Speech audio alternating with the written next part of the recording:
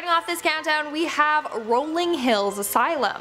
Established in 1827, the Rolling Hills Asylum was originally a working farm that was converted into a home for the less fortunate. Then it went on to be a place for widows, orphans, alcoholics, criminals, and individuals with mental illnesses. But it closed its doors in 1974. Apparently, it's said that over 1,700 people died there. Hundreds are currently buried all over the property in unmarked graves, which makes this place very haunted. Visitors claim to have heard screaming and doors slamming. Others have seen the apparition of Roy Cruz, a 7.5-foot tall man who died there in 1942. And the hospital even has something known as a shadow hallway, a hallway where you can see tons of ghostly apparitions. Moving on to number 9, we have Topeka State Hospital. The Topeka State Hospital, located in Kansas, operated from 1872 to 1997. And this hospital, much like the others on this list, has quite a dark history. So apparently in the early 20th century, a reporter visited the facility and witnessed some terrifying things. He said that he saw a patient that had been strapped down for so long that his skin was growing over the restraints, and there were other patients that were chained up like animals. But a majority of them just sat in the hallways on a rocking chair, rocking back and forth, staring at the walls all day. That's something straight out of a horror film. In our 8th spot, we have the Trans-Allegheny Lunatic Asylum. The Trans-Allegheny Lunatic Asylum began operating in 1964 and was designed to only hold 250 patients. However, it was soon housing more than 2,400 patients, which was very problematic. The place was extremely overcrowded and patients started to become more and more violent. Soon they were starting fires and attacking the staff. In 1994, the asylum was forced to close due to a lot of violations. Now it's said that the building is haunted from the souls of the mistreated patients. In fact, the building is open to ghost tours if you want to go do some exploring. In our 7th spot, we have the Metropolitan State Hospital. Located in Massachusetts, this hospital opened in 1930 for patients with mental illnesses. But in 1980, something sinister happened that gave the hospital the nickname the Hospital of Seven Teeth. So back in 1978, a patient named Anna Marie Davy went out for a walk on the grounds, but she never returned. In 1980, the patient Melvin Wilson came forward saying that he had killed her and buried her body parts all around the grounds. Not only that, he kept 7 of her teeth as souvenirs. Hence the nickname, the Hospital of Seven Teeth. But that's not the only bad thing to happen there. Years before this incident, in the 1960s, a bunch of patients were accidentally poisoned, but this has never been confirmed. In 1992, the hospital was closed after psychiatric care in Massachusetts became more privatized. In our 6th spot, we have Rancho Los Amigos. In 1888, Rancho Los Amigos, located close to downtown LA, was originally created to assist people living in poverty. Over time, the hospital expanded and was home to the elderly, homeless, and individuals with disabilities. But over the years, it ended up changing to become mainly a mental hospital. The hospital was in full operation until the 1950s, when it started to shut down its wards, including the mental hospital. That's when they discovered the hospital had a more dark past. In 2006, after the hospital was abandoned, a freezer was discovered in the morgue. Inside of it were mummified, amputated limbs, and brain tissue samples. Guess they didn't want to take that with them.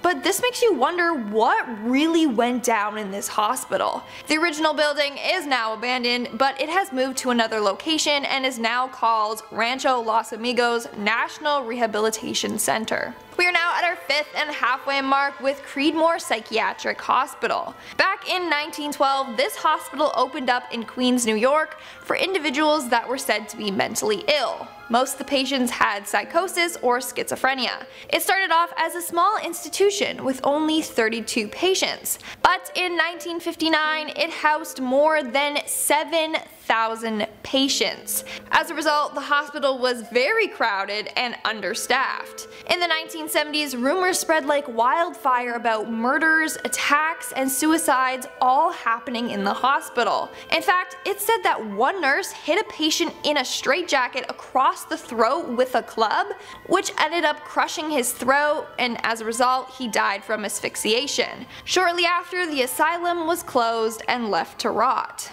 Making our way down the list, number 4, we have the Gangjam Psychiatric Hospital. This next abandoned hospital is named one of the most haunted places in South Korea, and one of the freakiest places in the world. In fact, it's home to tons of urban legends. One legend states that the owner of the hospital was insane and kept the patients as his prisoners. Another version of the legend states that patients at the hospital started dying mysteriously, and that's what forced the hospital to close. In reality, the hospital closed in the 90s due to unsanitary conditions and lack of funding. Apparently because of this, the owner left the country, leaving no documentation behind about this building, so it was just abandoned. But to this day, people are convinced that the hospital is haunted. In fact, thousands of people break into the hospital each year just for the chance to catch a ghost.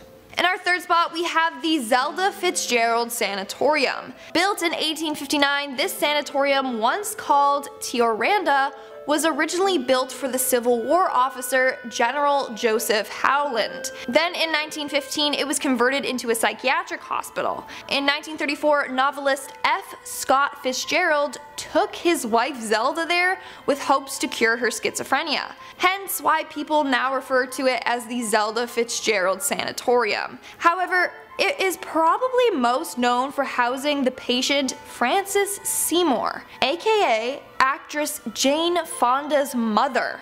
Frances ended up taking her own life there after cutting her throat with a razor in 1942. In 1999, the hospital closed and of course is now said to be haunted. In our second spot, we have Athens Lunatic Asylum.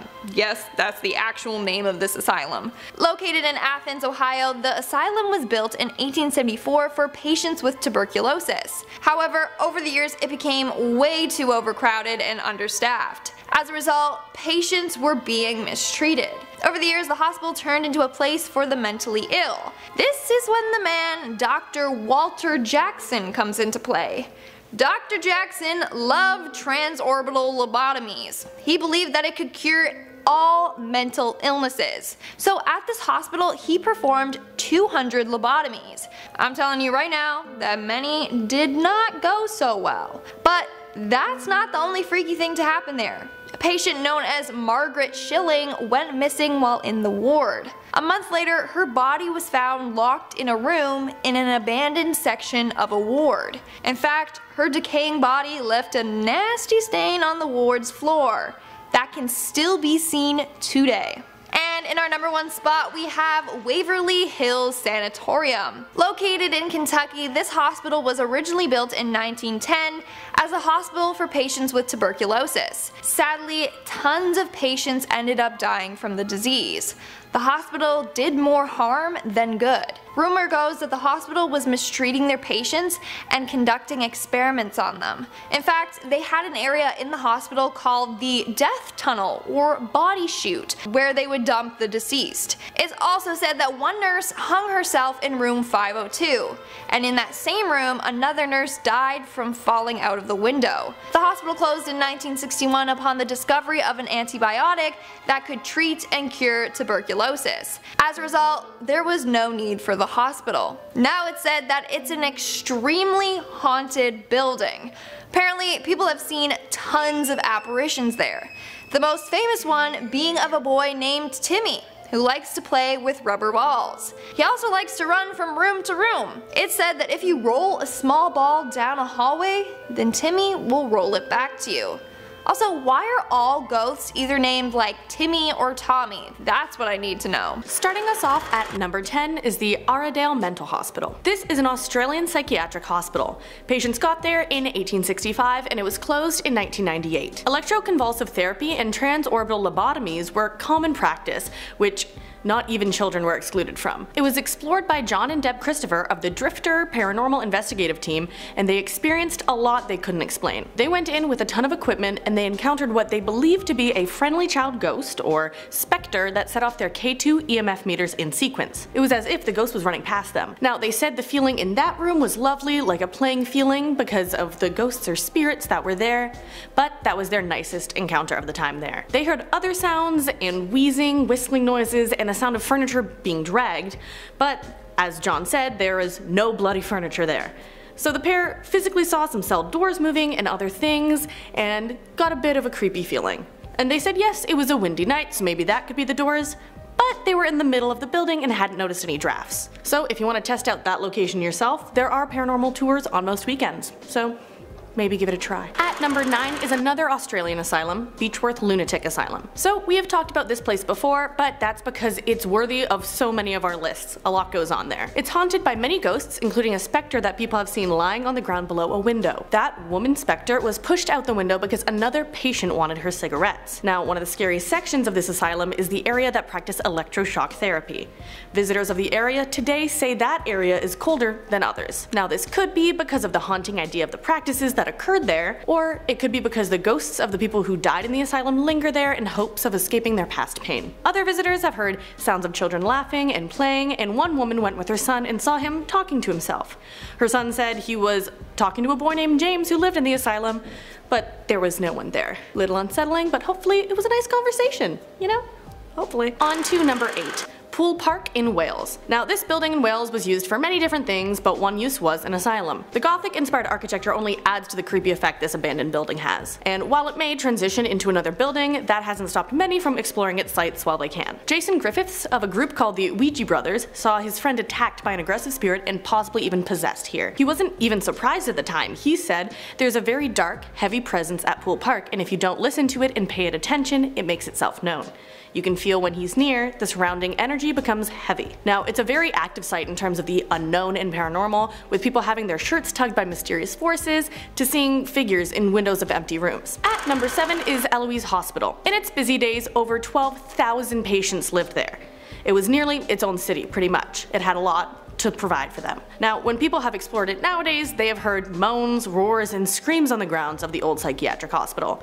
An employee reported that children saw a figure he couldn't see, and that the buildings had strange shadows. The basement of this building is especially creepy, as it was flooded by water for many years and wasn't explored for a very long time. When it was explored by a group called Detroit Paranormal Expeditions, they described their experience as eerie. They heard shuffling noises as if some of the old resident spirits remained, and although it undergoes transformation into a mixed-use residential complex, it is assumed that the spirits haunting the area still remain and their emotional energies are lingering there. Let's move on to number 6, Namela Sanatorium in Finland. Now, this was built as a tuberculosis sanatorium and was replaced with a mental hospital in 1932. The mental hospital was shut down in 1989, and since then, local rumors have spread of sightings in the hospital. The local lore talks about 2 different legends in addition to mysterious lights showing up in the building. The first legend is that the hospital is haunted by a spirit of a young girl who died there. She causes cold drafts, lights to flicker, and taps on the shoulders of people as if it's a playful game. Now, the second legend is that an apparition appears on the roof. It looks like a woman, and then she jumps off, causing onlookers to panic. But when they get to her to help, she's disappeared. But let's not hold on any longer, let's jump to number 5. We have Trans-Allingi Lunatic Asylum. Now, this asylum opened up in 1864 and was built to house 250 people for treatment, but it swelled up to almost 2,400 people in the 1950s. The asylum even offered money to anyone who dropped off a patient, which obviously led to people who shouldn't have been admitted to be admitted. Now, the spirits of the asylum range in their stories. There was a little girl named Lily who was born in the asylum, a man named Jesse who died of a heart attack in a bathtub, some Civil War stories, and one story of a patient who was brutally murdered by his roommates. Allegedly. Now, the ghosts in here are known to turn lights on and off, some like cigarettes, and this location is an asylum you can tour for yourself, as they now charge for historical and paranormal tours. You can even stay overnight. but you can't sleep there. But let's move on to number 4, Bethlehem Royal Hospital, aka Bedlam Asylum. The term Bedlam, meaning a scene of uproar and confusion, or chaos, or madness, came from this place. Bethlehem, Bedlam. And it's understandable how the term came from this place once you look at its history. It used to be a psychiatric institution in London that began in the 1400s, way back, and patients were locked up in chains and the treatments used on them bordered on torture. The residents of the areas surrounding the hospital complained about the sounds of cryings, screechings, roarings, brawlings, shaking of chains, swearings, frettings, and chafings. So the ghosts don't just haunt the Royal Hospital, but also Liverpool Station, since the station was built over the cemetery of the facility back in 1874. In the late 18th century, screams were heard in the area, and back in 2000, a ghost was recorded on closed-circuit TV at the station. So the ghosts all over London at that point, just because of that one place. Total bedlam. At number 3 is Gangnam Psychiatric Hospital. Now, this hospital has so many legends that there's even a movie based on it. It's known as one of the most haunted places in South Korea. It was demolished in 2018, but that wasn't before many teams explored it after hearing all of the legends. It is said that it closed suddenly in the 90s due to an overwhelming amount of patient deaths. There were stories of mad doctors gone insane and doing experiments on the patients. The more logical reason that went around as a rumor to explain the closure was that it was no longer up to code. Either way, strange happenings were recorded by those who went there and explored. There were doors opening on their own, warnings not to go into room 402, glass shards being thrown across hallways, and demons scratching visitors. All of that, you name it. Now, Gangnam didn't get its reputation for nothing. There are also rumors of shadows, voices, moans, and screams, but I guess that's typical in all the scary places. Not fun. But let's go on to number 2, Letchworth Village. Letchworth Village was a residential institution that opened in 1911. Now it is overtaken by nature, as it has been just left to be. People who walk among the buildings report feeling overwhelming sadness. Visitors also report hearing furniture scraping across floors in the buildings, heavy footsteps, disembodied whispers, and tapping, knocking, and rapping on the peeling stained walls. So similar to other paranormal places, there are rooms that become suddenly cold, but there is just so much paranormal activity at Letchworth. There are possible poltergeists that fling belongings and turn lights on and off, plus people record a lot of EVP phenomena. Now the scariest thing a group reported was that they came across a 7-foot-tall apparition with its legs bent back. It stalked towards them with glowing white eyes. If I saw that, I don't know what I would do, probably run away very quickly. And others have felt pushed, shoved, or held down by mysterious forces while exploring, so if you decide to check it out, be warned. There's a lot. But let's go on to our number 1, Poveglia Island. So this island is known for a lot of supernatural happenings, but there was a large mental hospital on the island that ran from 1922 to 1968. There's a legend that one mental health doctor there tortured, butchered, and ate many of the patients. Now, this is allegedly before he went mad and jumped to his death from the bell tower, but I would argue that he was probably mad before that if he was eating patients. Now, the legend states that it wasn't the fall that actually killed him when he jumped from the tower, but a mist that came up from the ground and strangled him. Now, the ruins of the hospital remain on the island to this day, but it is now illegal to step foot on the island. This is due to the number of haunted happenings that go on there. Now, there's said to be many plague spirits on the island from the number of bodies dumped there during the plague, as well as the spirits of those harmed by the doctor from the mental hospital. But that being said, that's all I have for you today. Those were the top 10 insane asylums that are the most haunted, and what do you think? Let me know down below, and while you're down there, make sure to like, subscribe, and ring that bell so you get notified for all of our videos. Also, make sure to enter our contest, because what do you got to lose? So, I've been Abby, and until next time, have a good one. Goodbye. Mama made me mash my M&Ms. There we go. It's fine. We're good. Just going insane, slowly. Electroconvulsive. Okay. Electroconvulsive therapy and transorbital lob. Okay.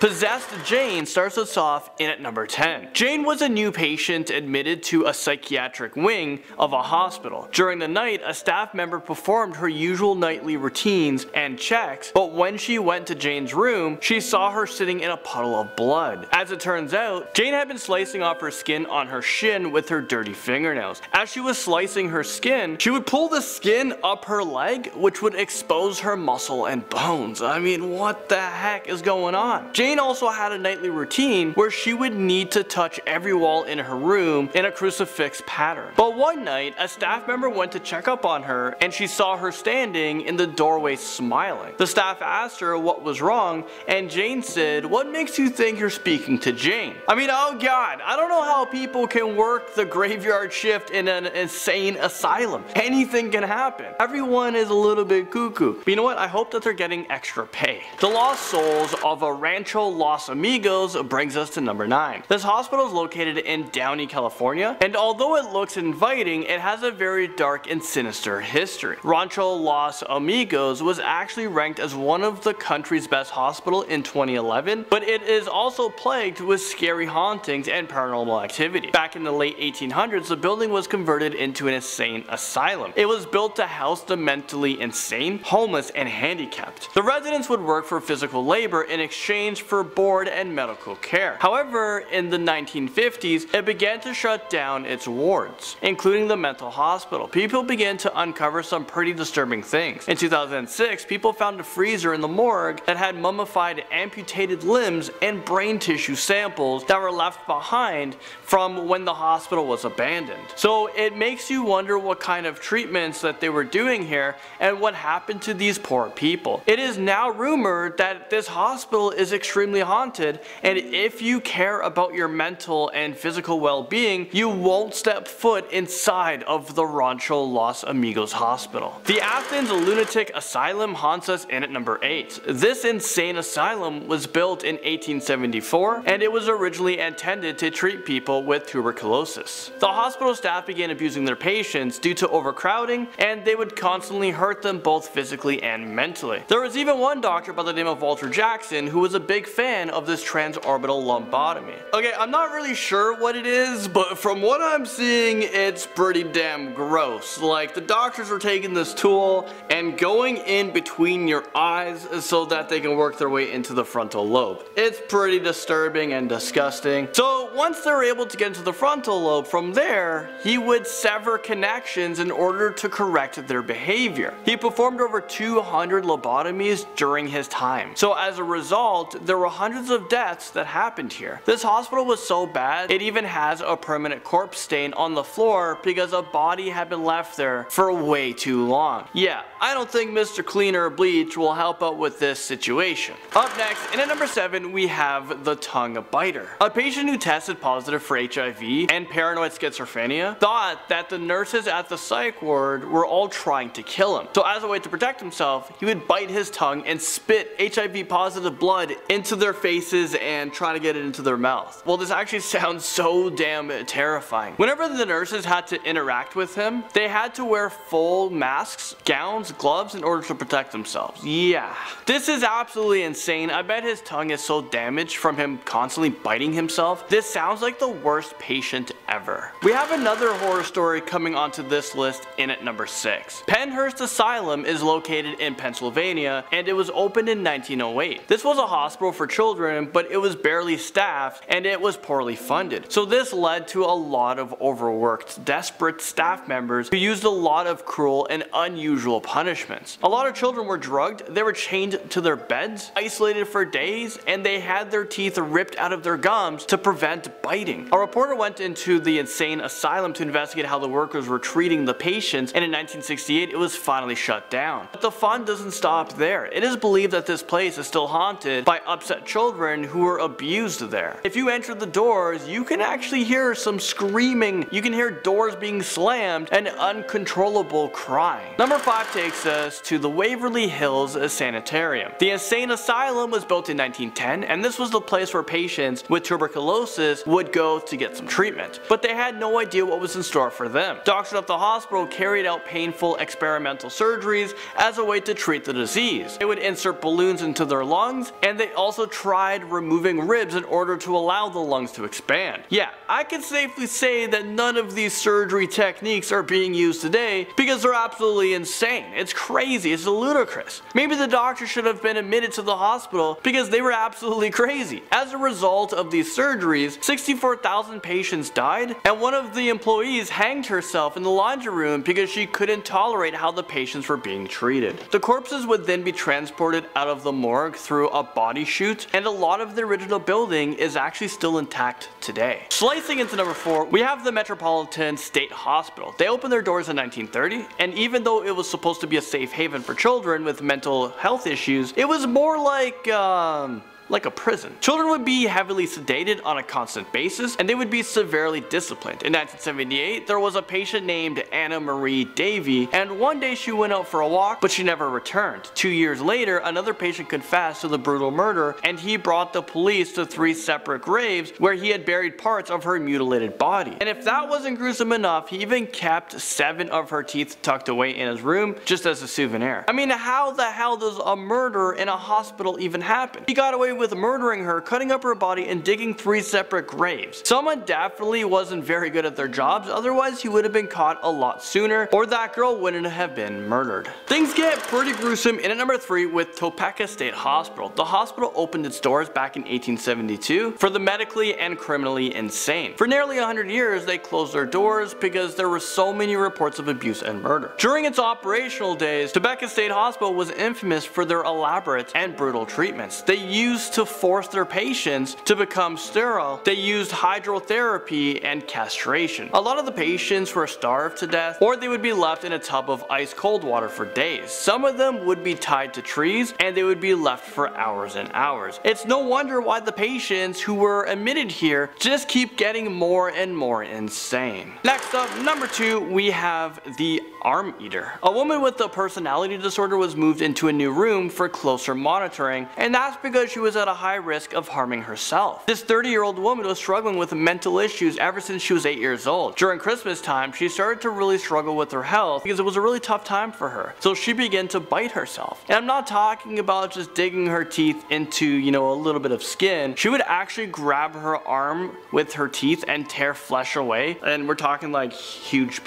pieces. I don't want to get too graphic on you guys. It's pretty crazy. She would then chew it and then yeah. And she said that a voice in her head told her to do it. Patient gouges out their own eyes brings us to number 1, because why not? I came across this story on Reddit, and it was written by Never Got Challenger. This story is about their mother who used to work at a neuropsychiatric ward while she was in grad school. One night while she was performing her routine checks, she stumbled upon the most gruesome and horrific scene of her life. During the night shift, all the patients' bedroom doors are normally closed, but one room was different. As she turned the corner, she noticed that one of the rooms were open, and she saw someone's leg on the floor. When she looked inside of the room, she saw a patient who had just gouged both of her own eyes out with her bare hands. She was just on the floor holding her bloody eyes. I mean, is this real life right now? Starting off this list in our number 10 spot, we have the Sue Lam Hospital. This hospital was built in 1972 and was designed to specialize in mental health treatments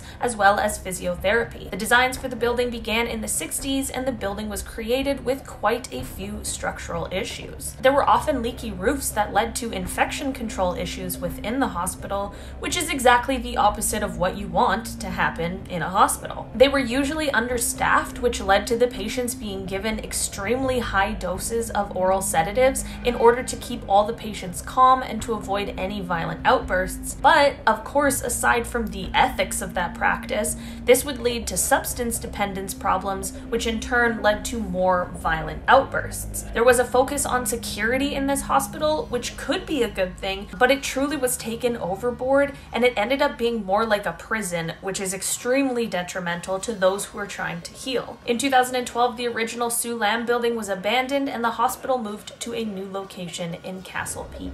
In our number 9 spot today, we have the King Chung Psychiatric Rehabilitation Hospital. Before I dive into this one, guys, please don't forget to hit the thumbs up button if you're enjoying the video so far, because it really helps us out. This hospital is located in Shanghai and has a lot of history of holding patients long past their recovery. The most well-known case of this is the case of Su Wei. In 2001, Su Wei began to exhibit some symptoms of mental illness, and upon evaluation, he was diagnosed with schizophrenia. He was treated for a short while and then released back to his family. In 2003, Su got in an argument with his father and ended up hitting his father, which of course was not okay, and his father ended up taking him to the King Chung Hospital. In 2008, Sue's father passed away, so his guardianship was passed on to his brother, and since that year, Sue has expressed his wishes to be released from the hospital, but his brother will not sign the discharge papers, so Sue was kept in the facility for years against his will. He was even declared rehabilitated, but they still would not let him leave, which I can only imagine took an enormous toll on his mental health that he had been working so hard on. In 2013, Sue finally got the assistance he needed from a lawyer and sued both his brother and the hospital,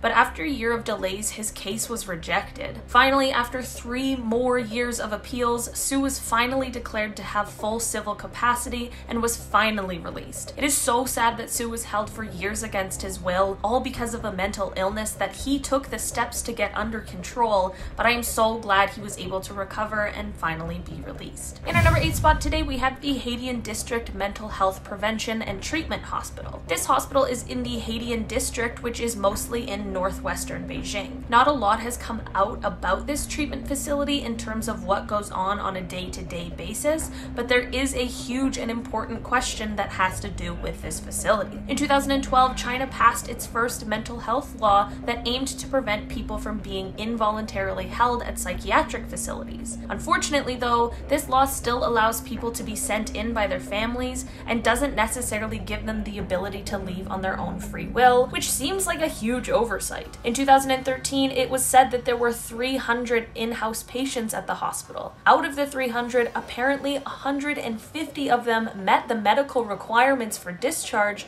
but they weren't allowed to go home. It isn't exactly clear why, but it certainly is something to be looked into considering that is half of the people there. In our number 7 spot today, we have the Third Hospital of Zhuzhou. The Third Hospital of Zhuzhou is of course located in Zhuzhou, which is in the Hunan province of China. I hope I said that right. This hospital tends to keep its inner workings secret, but there is one story that came out that definitely shocked a lot of people. In July of 2018, a woman named Dong Yao Chan live streamed a video of her throwing paint onto a billboard that depicted the Chinese leader Xi Jinping. In the video, she also accused the Chinese Communist Party authorities of thought control. Shortly after this video was streamed, Dong made a tweet that said that there were a bunch of uniformed people outside of her Shanghai home. Then the account went totally silent. A year later, Dong's father finally gave an update and explained that his daughter had been taken into the Third Hospital of Zhuzhou's women's ward after the live stream, and she was just now being released. He expressed his concern over her heavy medication, and he described her after the release as lacking vitality. I, of course, am not a doctor, but Dong was being given antipsychotic drugs that are used to treat schizophrenia and bipolar disorder, despite not being diagnosed with either, which just doesn't quite seem right. It is certainly worrisome that she was taken and treated and medicated at the hospital for an entire year, despite not being admitted either voluntarily or even by family. In our number 6 spot today, we have the Chaoyang District Mental Health Service Center. The Chaoyang District Mental Health Service Center is certainly one of the better ones on today's list, which may be in part due to the fact that it is privately owned. The center is located on the outskirts of Beijing, and it provides services as well as housing for those who are mentally ill. The center originally opened in 1999 and has been growing and increasing its numbers of residents since then. 2/3 of the people at this facility only reside here because their families have either become overwhelmed with their care or they simply have just given up on them, which is very sad. Because of the fact that this center is private, it also lacks a lot of funding, so it does not include a lot of necessary and beneficial services such as counseling. The center mainly acts as housing, which is of course very important, and they are able to give out medication. With more funding, they would certainly be able to provide more care and services to the residents, as well as be able to expand their capacity. In our number 5 spot today, we have the Fuzhou Psychiatric Sanatorium. The Fuzhou Psychiatric Sanatorium has a very similar issue to the Haidian District Mental Health Prevention and Treatment Hospital that we talked about before. With the China mental health law overlooking the fact that patients should be allowed to leave on their own free will, it is extremely difficult to be discharged from this hospital without a family member consenting to it. At least half of the patients in this sanatorium have been able to recover and meet the requirements needed in order to be sent home, but their family or those who have, for some reason, been deemed necessary to look after the patients after their discharge are not willing to authorize these patients' release from the hospital. If someone is meeting all of the necessary requirements, it seems pretty unfair that the fate of their life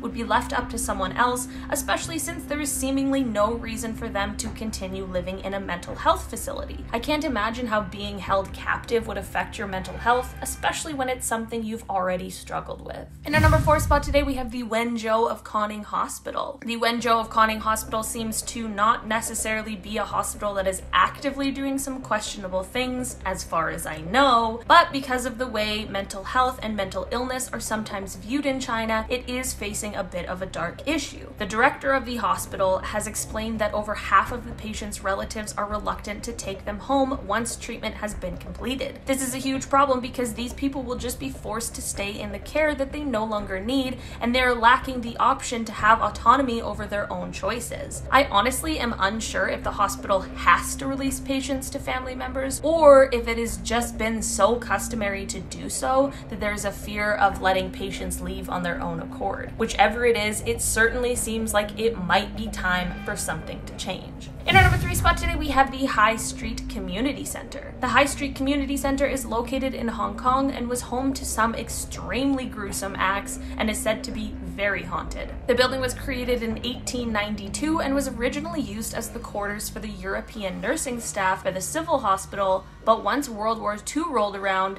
this was the site where a lot of rebellious locals were tortured and executed by soldiers. After the war, this building became a mental hospital and was the only one of its kind at the time. In 1961, the hospital turned into a day treatment center for psychiatric outpatients until 1971. For the next 20 years, the building was abandoned, but that, of course, didn't stop trespassers, which led to all of the ghost stories being spread. Even if you don't believe in ghosts, just knowing the horrors that the building had seen would be enough to give you an eerie feeling. But for those who do believe, it is said that a woman can be heard crying, you can hear mysterious footsteps in the distance, but some people have even said that they've actually seen a headless ghost, and others say that they've witnessed a ghost burst into flames. All in all, I think this might be one building I'd just like to stay away from. In our number 2 spot today, we have the 4th Hospital of Linyi. The 4th Hospital of Linyi is a mental hospital located in Linyi, which is in the Shandong province of China. There is one major problem going on at this hospital, and that has to do with the hospital's deputy chief,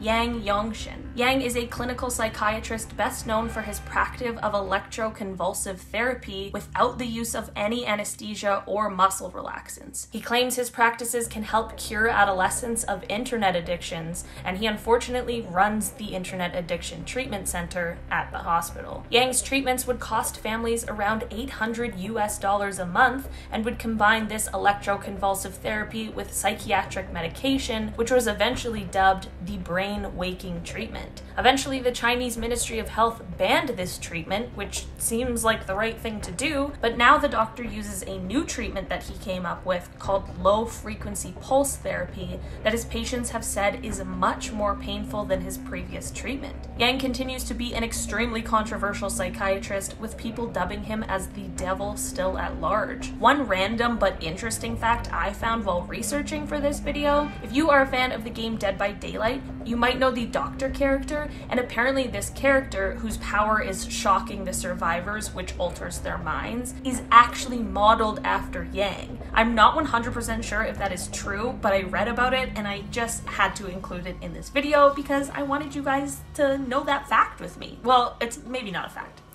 In our number 1 spot today, we have the Beijing Anqing Hospital. The Beijing Anqing Hospital is of course located in Beijing in the Fangshan district, but it is truly more of a prison hospital than just a hospital. The word Anqing means peace and health, more specifically for the mentally ill, and while not all Anqing hospitals are like prisons, unfortunately this one kind of is. The Beijing Anqing is under the control of the Public Security Bureau, and a man named Wang Wangxing has spoken out about his treatment there.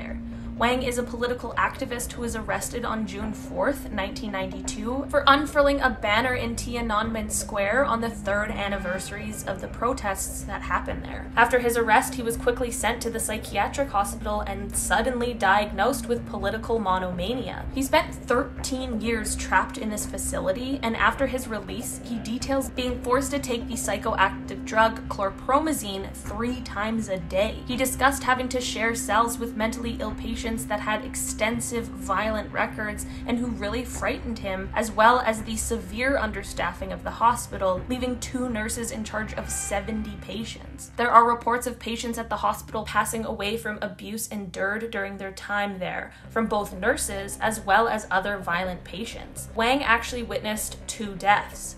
One from a heart attack brought on by an electric acupuncture treatment, and the other was on a hunger strike and passed away while being force-fed by other inmates. Safe to say this place was absolutely terrifying to be held captive. In 1999, Wang was actually discharged on the condition that he didn't have any contact with the media. He asked if he would be allowed to have a press conference to discuss his confinement, and shortly after asking, he was removed from his home by 8 public service officers and forcibly placed back into the hospital. In 2005, he was finally released and unexpectedly deported to Germany. Upon examination by 2 separate doctors in 2006, neither doctor found any symptoms that he was suffering from any mental illness that would justify his forceful admission to the hospital.